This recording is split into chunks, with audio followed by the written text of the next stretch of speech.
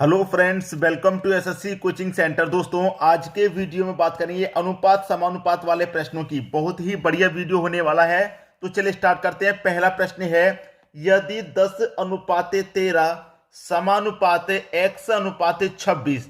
देखिए, कभी कभी क्या होता है, बहुत सारे बच्चे ये सोच लेते हैं कि ये जो प्रश्न है वो रीजनिंग का है, नंबर एनालॉजी का है। लेकिन मैं आपको यहां बता दूं बात, ये नंबर एनालॉजी नहीं है। मैं आपको अनुपात समानुपात चैप्टर पढ़ा रहा हूं, ठीक है। नंबर एनालॉजी और अनुपात समानुपात में बहुत ही फर्क है। आप इसको नंबर एनालॉजी में देखेंगे तो बहुत सारे तरीकों से सॉल्व करके देखेंगे, लेकिन जब अनुपात समानुपात में आ जाएगा,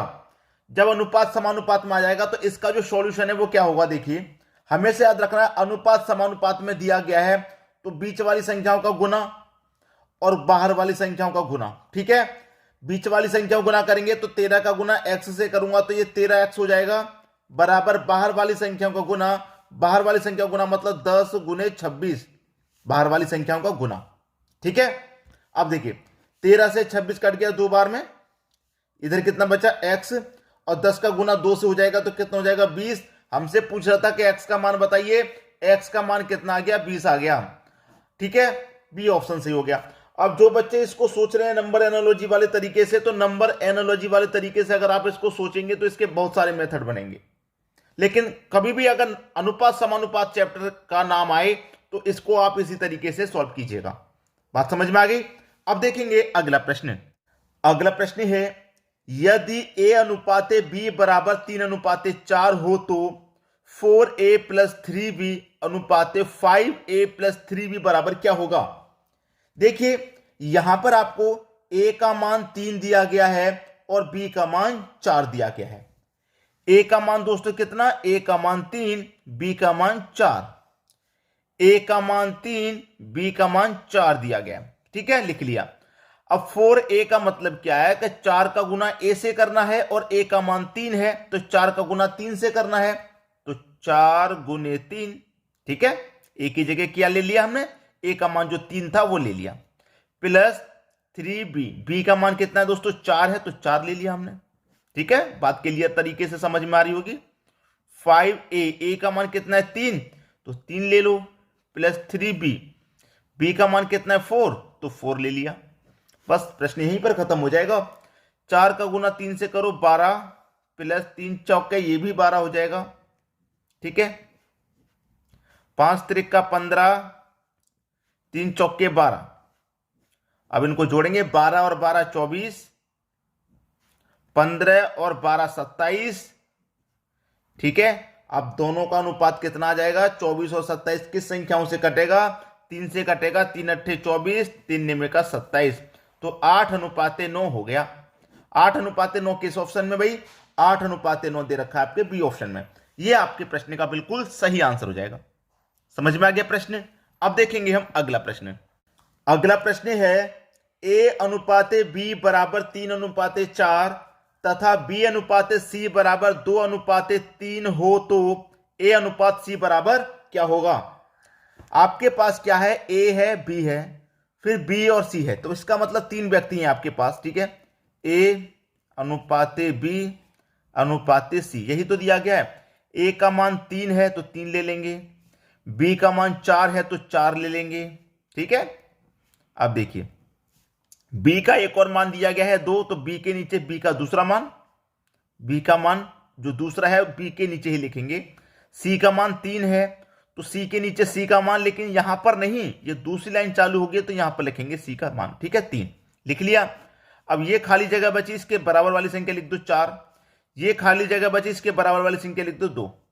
2 का गुना 3 से करेंगे, 2 त्रिक का 6, 2 चौक के 8, 4 त्रिक का 12, ठीक है, ये हमने लिख लिया। अब हमसे पूछ रहा है a अनुपात c, हमसे जो पूछ रहा है a अनुपात c, a और c का मान पूछ रहा है, तो a का कितना रेशियो निकल के आया है 6, c का कितना निकल के आया है 12, इन दोनों का पूछ रहा है।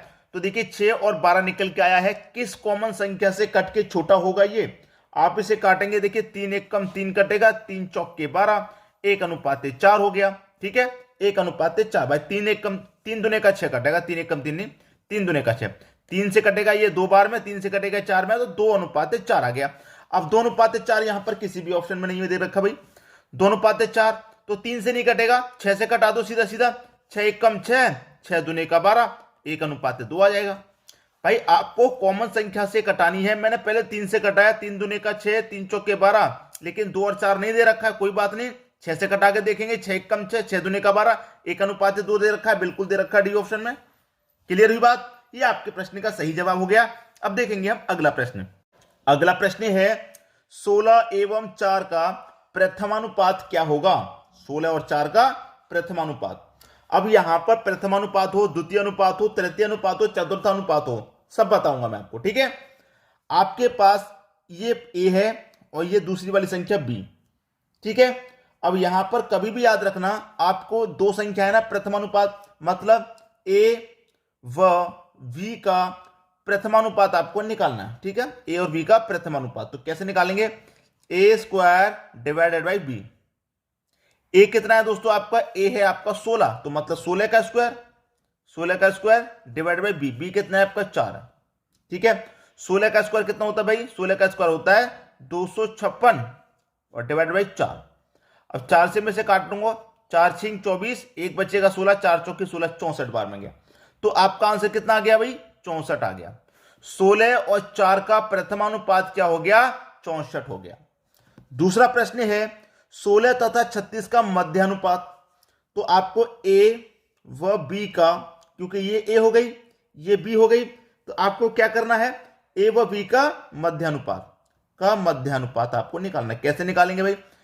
प्रथमानुपात के लिए क्या तरीका रहता है बता दिया, मध्यानुपात के लिए क्या तरीका रहता है नोट कर लीजिए, रूट में ए गुने बी, ठीक है। रूट में ए गुने बी, तो ए कितना है आपका भाई? 16 है, गुने बी कितना आपका? 36 है, और किस में रहता है? ये रूट में, ठीक है। अब देखिए 16 का स्क्वायर रूट सॉल्व करेंगे आप, कितना हो जाएगा? 4। 36 का स्क्वायर रूट कितना सॉल्व करें? 6, ठीक है। हो गया, स्क्वायर रूट हमने बाहर कर लिया, 4 गुने 6 आ गया। अब 4 गुने 6 कितना होता है? 6 चौके 24 होता है, ये होता है 24। यही आपका आंसर है। बात खत्म हो गई। सबको नोट कॉपी में नोट करते जाइए, ताकि आपको जब प्रैक्टिस करनी रहे तो आपको कोई दिक्कत ना आए, ठीक है। अब देखेंगे अगला प्रश्न। अगला प्रश्न है 16 तथा 24 का तृतीय अनुपात। ये आपका ए हो गया, ये बी हो गया। तृतीय अनुपात बताना है। प्रथमानुपात सीख लिया, द्वितीय अनुपात, मध्यानुपात सीख लिया, अब तृतीय अनुपात। ए व बी का तृतीय अनुपात क्या होता है? B square divided by A, बस खत्म। B square divided by A. जो हमने प्रथमानुपात देखा था वो होता है A square divided by B, और तृतीय अनुपात में B square divided by A, opposite होता है उसका, ठीक है। तो बी कितना है भाई आपका? 24 है, तो 24 का स्क्वायर करेंगे, मतलब 24 के स्क्वायर का मतलब क्या है? 24 गुने 24 है। ए कितना दे रखा है? 16, ठीक है ना। कटा लो, 4 चौके 16, 4 6 24, 4 6 24, और 6 का गुना 6 से हो जाएगा तो 36। ये आपका आंसर हो गया, मतलब तृतीय अनुपात हो गया। 16 और 24 का तृतीय अनुपात निकल गया। अब यहां पर 12 14 24 का चतुर्थानुपात निकालना है। 3 संख्या दे रखी है, चतुर्थानुपात मतलब 24 संख्या निकालनी है। ये ओ हो जाएगा, ये बी हो जाएगा, और ये सी हो जाएगा। तो हमें ए बी और सी का क्या निकालना है? चतुर्थानुपात। ए बी सी का चतुर्थानुपात निकालना है। कैसे निकालेंगे भाई? बी सी डिवाइडेड बाई ए। चतुर्थानुपात निकालने का ये तरीका होता है, बी और सी का गुणा डिवाइड करना है ए से। तो बी कितना भाई आपके पास? बी है 14, 14 ले लेंगे। सी कितना है? 24, 24 ले लेंगे। ए है आपका 12, तो 12 ले लिया। 12 दुने का 24 कटेगा, 14 दुने का 28 हो जाएगा, बस खत्म। ये भी खत्म भाई, ये भी आपका आंसर आ गया। बात क्लियर हो गई। प्रथमानुपात, मध्यानुपात, तृतीय अनुपात, चतुर्थानुपात, चारों इंपॉर्टेंट थे, मैंने आपको चारों बता दिए। नोटबुक में नोट कर लेंगे, ताकि प्रैक्टिस करेंगे तो दिक्कत नहीं आए। अब देखेंगे अगला प्रश्न। अगला प्रश्न है दो संख्याओं का अनुपात 3:4 है। दो संख्याओं का, ये पहली संख्या हो गई और ये दूसरी संख्या हो गई, इनका जो अनुपात है 3:4 है, बिल्कुल सही। तथा इनका योग 420 है।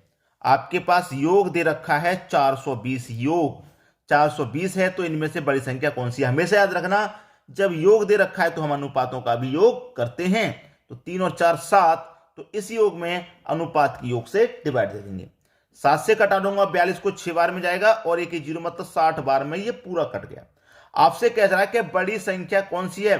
भाई जो अनुपात में बड़ा होगा बड़ी संख्या वही होगी। अनुपात में बड़ा है 4 तो ये बड़ी संख्या होगी, मतलब दूसरी जो है वो बड़ी संख्या होगी।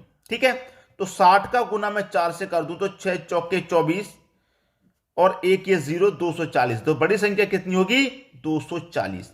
छोटी संख्या पूछ लेता, 60 का गुना 3 से कर दो, 6 त्रिका 18 और 1 0 मतलब 180 की छोटी संख्या है, 240 बड़ी संख्या है। ये आपका आंसर हो गया 240। ठीक है, सी ऑप्शन प्रश्न का बिल्कुल सही जवाब हो गया। उम्मीद करूंगा कि सभी को प्रश्न आसानी से समझ में आ गया होगा, किसी को भी प्रश्न में कोई समस्या नहीं होगी। ठीक है दोस्तों, वीडियो देखने के लिए आपका बहुत बहुत धन्यवाद।